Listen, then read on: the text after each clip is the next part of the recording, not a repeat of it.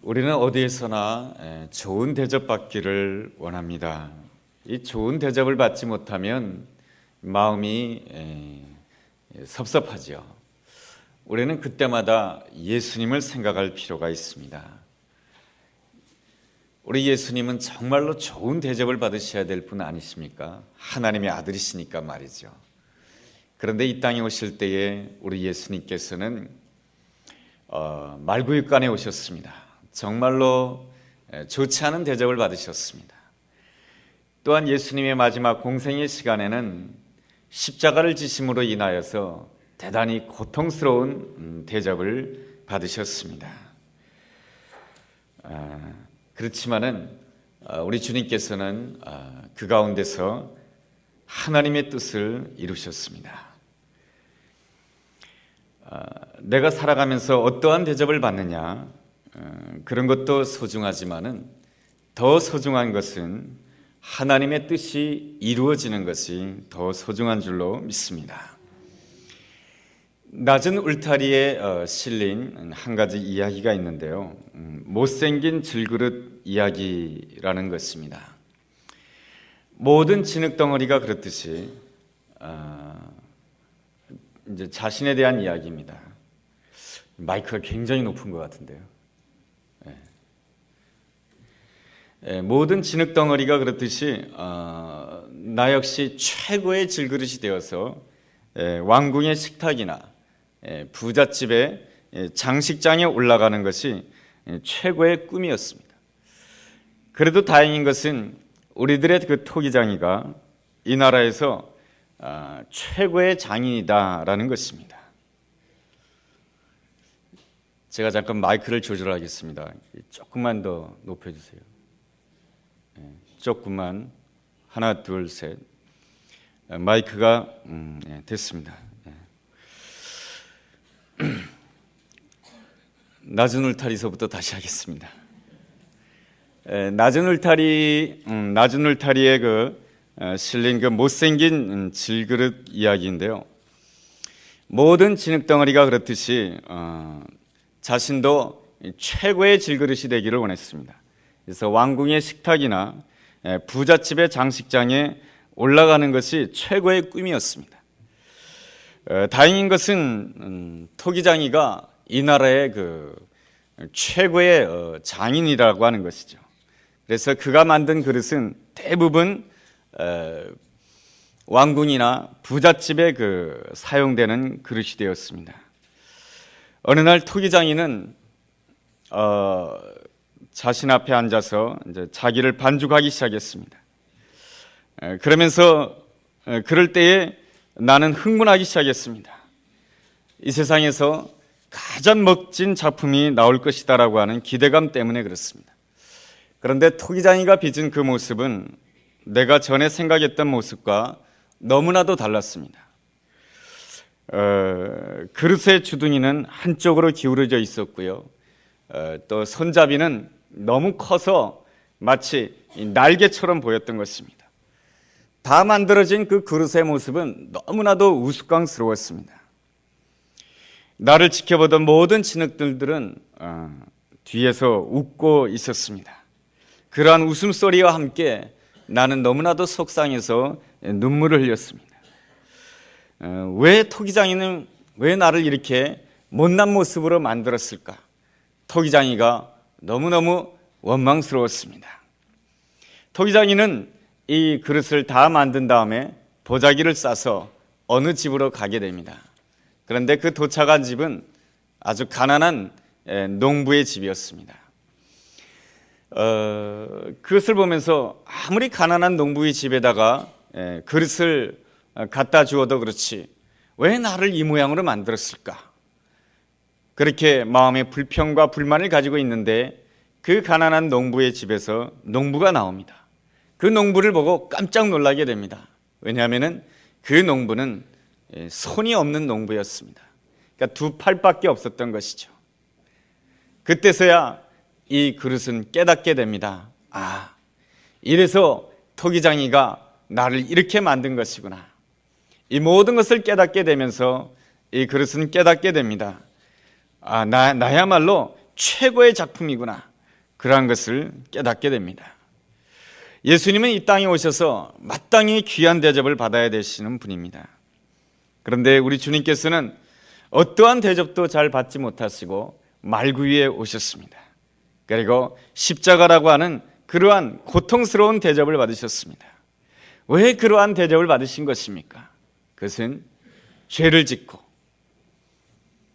죄책감이 들어서 회개하고 나서 뒤돌아서면 또 죄 짓고, 그래서 그 영혼이 망가지고 또 망가짐으로 인해서 본질상 진노의 자녀로서 영원히 지옥 갈 수밖에 없는 우리 영혼을 위하여서 우리 하나님께서는 예수님을 그렇게 말구유간에 오게 하시고 그렇게 십자가를 지게 하신 것입니다. 그것은 하나님의 따뜻한 계획이었고 하나님의 놀라운 계획이었던 것입니다. 우리 예수님은 좋은 대접을 받으셔야 마땅하셨지만은 우리 예수님이 관심을 가지는 것은 내가 어떠한 대접을 받느냐, 그것보다 더 소중했던 것은 나 자신을 통해서 하나님의 계획이 이루어지는 것이었습니다. 예수님의 어린 시절을 보더라도 예수님은 그렇게 좋은 대접을 받지 아니하였습니다. 그렇지만 예수님의 그 어린 시절도 철저하게 하나님의 뜻을 이루는 어린 시절이었습니다. 우리는 그 예수님의 어린 시절을 통해서 어떻게 하나님의 인도함을 받았는지 우리는 살펴볼 필요가 있습니다. 첫째로 하나님께서는 한 걸음씩 인도해 주셨습니다. 베들레헴에 유대인의 왕이 났다라고 하는 그러한 소식을 듣고 헤롯 왕은 예수님을 죽이려고 했습니다. 너무나도 어려운 상황입니다.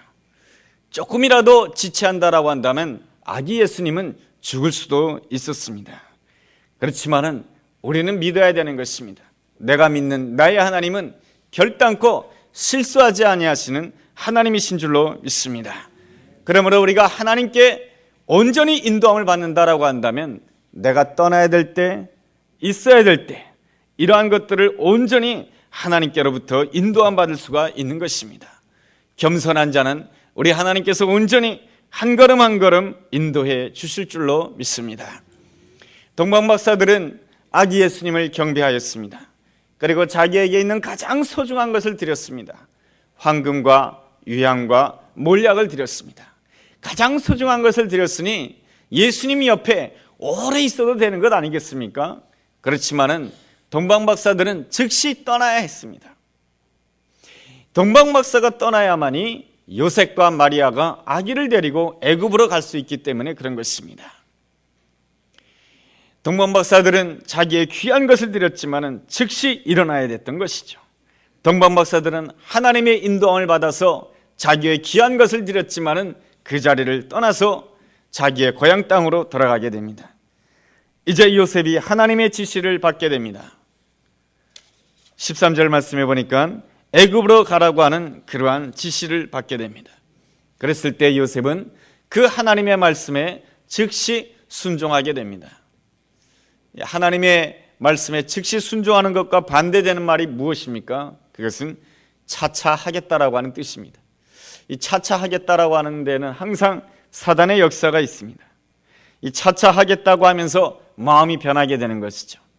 하나님의 말씀이 주어질 때는 즉시 순종하는 것이 복인 줄로 믿습니다. 요셉은 왜 베들레헴으로 가야 되는지 잘 몰랐습니다. 그렇지만은 즉시 순종하고 오늘 14절의 말씀 보니까 이렇게 애굽으로 향하고 있습니다. 14절 말씀을 제가 읽어보겠습니다. 요셉이 일어나서 밤에 아기와 그의 어머니를 데리고 애굽으로 떠났다라고 이렇게 말씀해주고 있습니다. 여기서 보면은 아기가 먼저 나오는 것을 알 수가 있습니다. 어머니는 나중에 나옵니다. 여러분, 아기는 요셉의 아기입니까? 그렇지 않습니다. 요셉의 아기가 아니죠. 성령으로 잉태된 아기 예수님이죠. 그렇다라고 한다면 요셉의 개인적인 입장이라고 한다면 마리아를 더 챙길 수가 있었던 거 아니겠습니까? 그런데 성경을 보면은 그 어머니가 먼저 나오지 않습니다. 아기가 먼저 나옵니다. 이것은 무엇을 뜻하는 것입니까? 우리가 일어서고 움직이고 할 때 무엇을 먼저 생각해야 되냐면은 아기 예수님을 먼저 생각해야 된다는 것입니다. 내가 사랑하는 사람이 있고 내가 아끼는 사람이 있다 할지라도 내가 결정하고 내가 행동할 때에는 내가 먼저 예수님을 먼저 생각하고 예수님을 먼저 챙겨야 된다라고 하는 것입니다. 내 아내를 생각할 때도 내가 먼저 예수님을 생각하고 아내를 생각해야 되는 것이고, 내 남편을 생각할 때도 먼저 예수님을 생각하고 내 남편을 생각해야 되는 것이고, 내 자녀들을 생각할 때도 먼저 예수님을 생각하고 내 자녀들을 생각하게 될 때에 우리 하나님께서는 놀라운 은혜와 축복으로 보호해 주시며 인도해 줄 줄로 믿습니다. 베들레헴에서 애굽으로 가는 길 쉽지 않은 길이었습니다. 그 길은 거의 150km 정도 되는 길이니까 요즘에 150km 정도라고 한다면 서울에서 대전 더 가야 될 것 같아요. 그 정도라고 하면은 뭐 자동차로 금방 가겠죠. 그러나 예수님 당시에는 걸어가는 길이었습니다. 마리아가 아기를 낳은 지 얼마 되지 않았습니다. 그 산모와 그 어린 아기를 데리고 150km를 걸어서 여행한다라고 하는 것은 참으로 요셉이나 마리아나 아기 예수님이나 정말로 힘들고 어려운 일이었습니다. 이 이야기는 전설의 이야기인데요, 헤롯 왕이 화가 나가지고 군사를 풀어서 아기 예수님을 쫓습니다. 이건 전설의 이야기입니다. 요셉과 마리아가 피할 때를 찾다가 여기저기 다니다가 한 굴을 만나게 됩니다. 그래서 그 동굴 속으로 들어가게 됐는데 하나님께서 거미 한 마리를 감동시켜 주십니다. 그래가지고 이 거미 한 마리가 동굴 입구를 이 거미줄을 다 치게 됩니다. 이 중동 지방의 밤바람은 얼마나 찬지 모릅니다. 이 거미줄이 이 밤바람을 다 막아주었다라고 하는 그런 이야기가 있습니다. 그리고 헤롯의 군사들이 이렇게 찾으러 다니다가 이 굴을 발견하게 되었는데, 사람이 들어갈 만한 굴인데 그 굴 겉에는 거미줄이 너무 많이 쳐져 있는 거예요. 그래서 헤롯의 군사들은 생각하기를 여기에는 사람이 있을만하지 못하다, 그렇게 해서 그냥 지나갔다라고 하는 것입니다. 이 거미줄을 기념하여서 만든 것이 있는데 이 트리입니다. 이 트리에 이어보면은 금줄, 은줄, 뭐 빨간 줄, 파란 줄 막 그어져 있지 않습니까? 이렇게 막 두르죠. 그 줄이 바로 거미줄을 뜻하는 것입니다. 그러니까 하나님의 보호하심을 뜻하는 것이죠. 그냥 우리는 보면서 예쁘다 그렇게 생각했지만 그 전설에 내려놓은 그 이야기를 통해서 이 금줄, 은줄, 반짝반짝 빛나는 이 줄들은 그 아기 예수님을 보호했던 그 거미줄을 상징한다라고 하는 것입니다. 이러한 이야기는 예수님이 그 어린 시절부터 가는 여정이 너무너무 힘든 여정이었지만 우리 하나님께서 그 여정을 한 걸음 한 걸음 인도해 주셨다라고 하는 것입니다. 우리의 삶에 힘든 여정이 있다 할지라도 우리가 겸손하게 나의 갈 길을 하나님께 묻는다라고 한다면 우리 하나님께서 한 걸음 한 걸음 아름답게 인도해 줄 줄로 믿습니다. 둘째로 하나님께서는 말씀으로 인도해 주시는 하나님이십니다. 우리가 읽은 마태복음 2장을 읽어본다라고 한다면 이루려 하심이라 라고 하는 이 말씀이 3번이나 나오게 됩니다. 마태복음 3장 2장 15절 중반절서부터 보면 이러한 말씀이 있습니다. 애굽으로부터 내 아들을 불렀다 함을 이루려 하심이라 라는 그러한 말씀이 있습니다. 지금 요셉과 마리아는 아기 예수님을 데리고 가고 있습니다. 정말로 애굽으로 내려가는 길이 정말로 험한 길이고 애굽으로 내려가서 무슨 일이 있을지 알 수가 없는 상황이었습니다. 그때에 하나님께서는 그 요셉의 생각 속에 말씀을 주셨습니다. 호세아서 11장 1절 말씀, 애굽으로부터 내 아들을 불렀다. 여러분, 이 말씀이 이 요셉에게 주고자 하는 의미가 무엇이겠습니까? 그것은 이러한 것입니다. 애굽에 대한 이야기는 창세기에 요셉의 이야기가 나오고요, 출애굽기 1장을 보면은 이스라엘 백성들이 애굽에 들어간 이야기가 나옵니다. 요셉이 어린 시절에 노예로 팔려가게 됩니다. 너무나도 연약한 모습으로 애굽으로 팔려가게 되었지만은 하나님께서 요셉을 보호해 주심으로 인해서 요셉이 장성하게 되고 요셉이 애굽의 총리가 되는 놀라운 축복을 받게 되었습니다. 또한 출애굽기서 1장을 본다라고 한다면 이스라엘 백성들이 애굽으로 들어갈 때 몇 명이 들어갔습니까? 70명이 들어갔습니다. 70명이 들어갔다라고 하는 것은 소수민족이 들어갔다라고 하는 것이죠. 이 소수민족은 너무나도 힘들고 어려운 상황 가운데 있었지만 우리 하나님께서 그 이스라엘을 애굽 땅에서 보호해 주심으로 인해서 이스라엘 백성들이 출애굽할 때에는 60만이나 되었다라고 하는 놀라운 역사의 이야기가 출애굽기서 1장에 기록되어 있습니다. 이러한 말씀을 통해서 우리 하나님께서 이 요셉과 마리아에게 가르쳐 주고자 했던 것은 무엇입니까? 연약한 아기 예수, 연약한 요셉과 마리아가 애굽 땅에 들어갔지만은 내가 그때 요셉을 보호해 주었듯이, 내가 그때 이스라엘 백성들을 보호해 주었듯이 내가 너의 가정을 보호해 주시겠다라고 하는 놀라운 하나님의 메시지였던 것입니다. 중요한 것은 우리가 늘 말씀의 인도함을 받는 것입니다. 그러한 점에 있어서 우리가 말씀을 늘 읽고 말씀을 묵상하고 말씀을 외우는 것은 얼마나 소중한 것인지 모릅니다. 하나님께서 이스라엘 백성들을 인도하실 때 말이죠, 보면은 놀라운 기적으로 인도해 주셨습니다. 홍해바다가 갈라지기도 하고 하늘에서는 만나가 떨어지기도 하고 반석에서는 물이 터지는 놀라운 기적의 역사가 일어났습니다. 그렇지만은 이스라엘 백성들이 가는 길에 항상 기적만 일어난 것이 아닙니다. 기적이 없는 날이 더 많았습니다. 기적이 없는 날이 더 많았는데 어떻게 이스라엘 백성들이 광야를 지나서 하나님께서 예비해 놓으신 적과 꿀이 흐른 땅에 들어갈 수가 있었습니까? 그것은 바로 시내산에서 하나님의 율법의 말씀을 받음으로 인해서 그들이 늘 말씀을 묵상하고 말씀의 인도함을 받았기 때문에 그들은 그 광야를 지나서 가나안 땅에 들어갈 수 있는 줄로 믿습니다. 예수님도 그랬습니다. 예수님이 광야에서 40일 동안 금식했습니다. 예수님께서 광야에서 40일 동안 금식하는 동안에 아무런 기적의 역사가 없었습니다. 돌이 떡으로 되는 기적도 없었고요. 그리고 돌이 떡으로 되는 기적도 없었고 성전 꼭대기에서 뛰어내리는 그러한 기적도 없었습니다. 아무런 기적이 없었지만 예수님께서는 그 광야의 40일을 무엇으로 이겼습니까? 바로 말씀으로 이겼던 것입니다. 말씀으로 그 광야의 생활을 이기게 되었을 때 우리 예수님께서는 공생의 사역을 넉넉하게 감당할 수가 있었던 것입니다.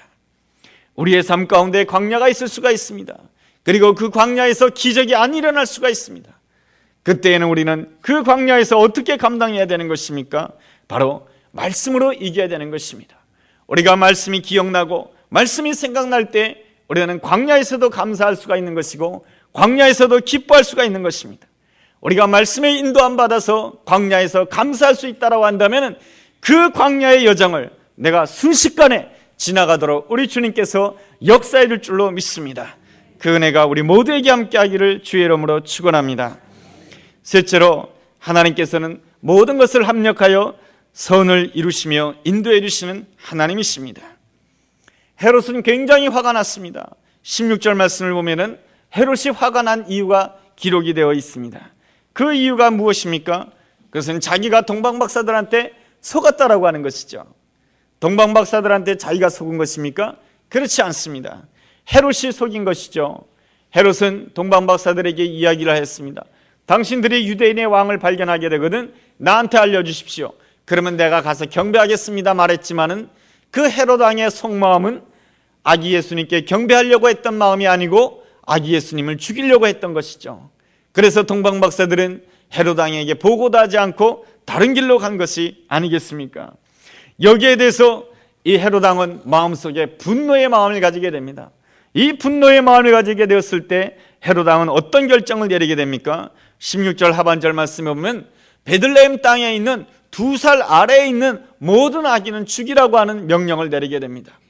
사람이 마음속에 분노를 품게 되면 얼마나 큰 죄를 저지를 수 있는지 모릅니다.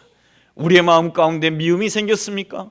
우리 마음 가운데 분노가 생겼습니까? 속히 하나님 앞에 무릎 꿇으며 속히 내 마음속에 있는 분노를 해결해야 될 줄로 믿습니다.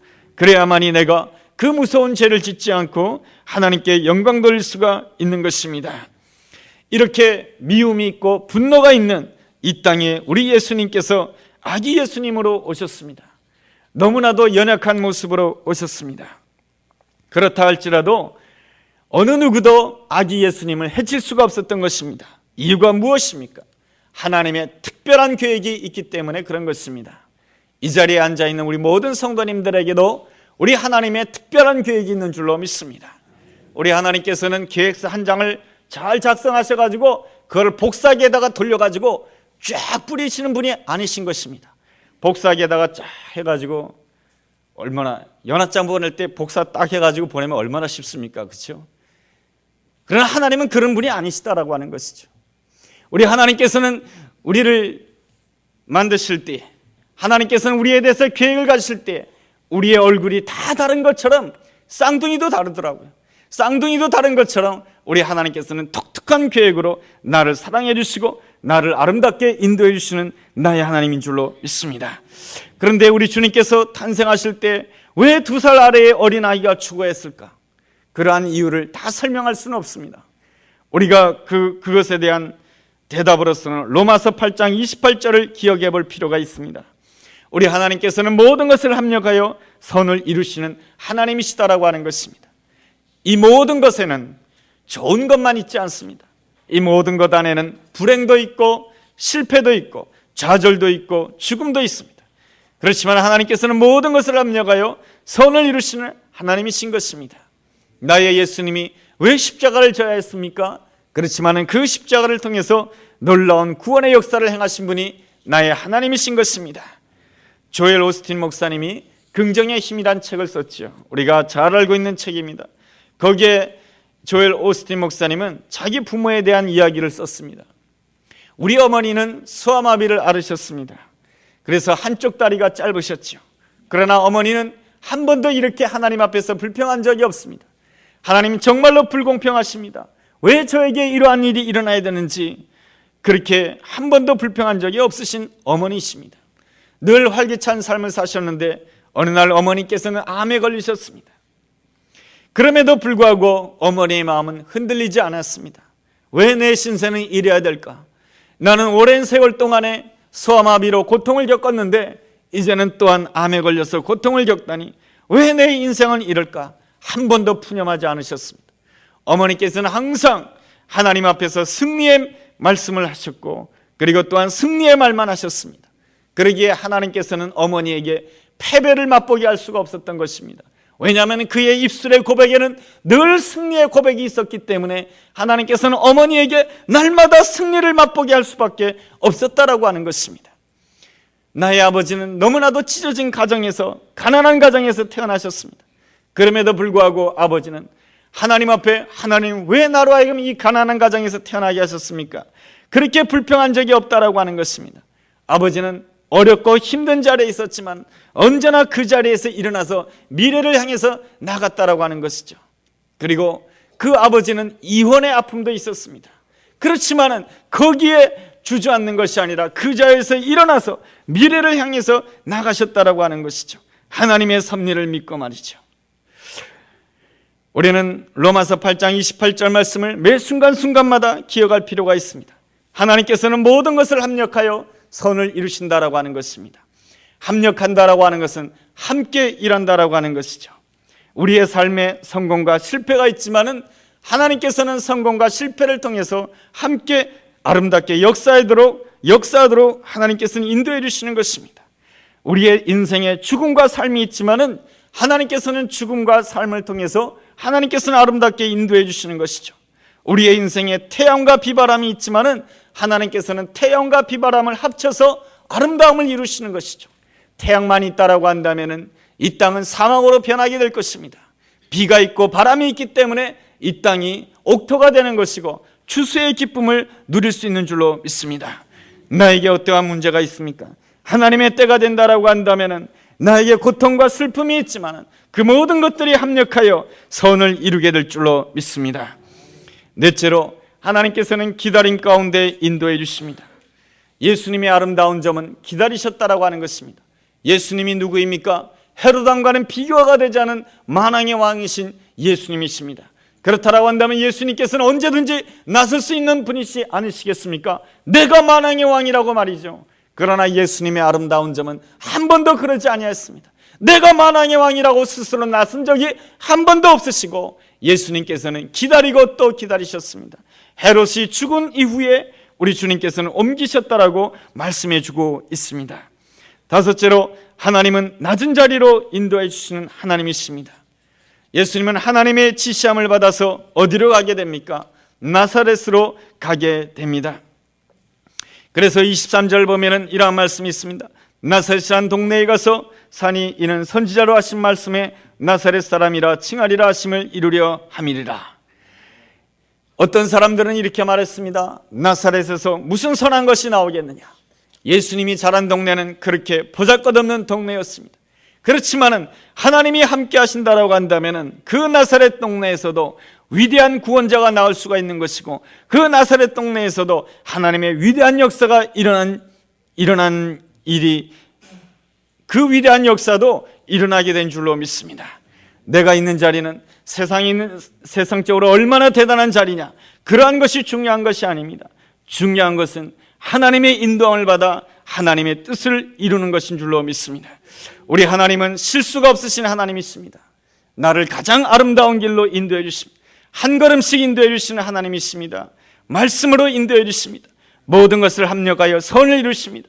기다림 가운데 인도해 주시고 낮은 자리로 인도해 주십니다. 그렇지만 그 낮은 자리는 진실로 나를 세워주기 위한 아름다운 자리인 줄로 믿습니다.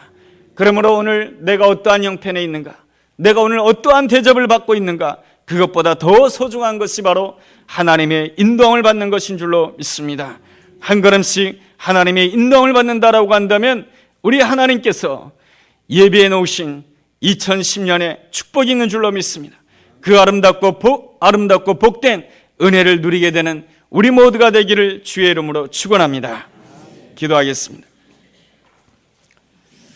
하나님 아버지, 세상에서 내가 얼마나 좋은 대접을 받는가, 그러한 것보다는 하나님의 계획이 이루어지는 것으로 기뻐하는 자 되게 하여 주옵소서. 광야에 있다 할지라도 감사하게 하여 주옵시고, 나와 함께 하시는 하나님의 인도하심을 받아 복되고 후회 없는 삶을 살아갈 수 있도록 인도하여 주시옵소서. 예수님의 이름으로 기도드렸습니다. 아멘.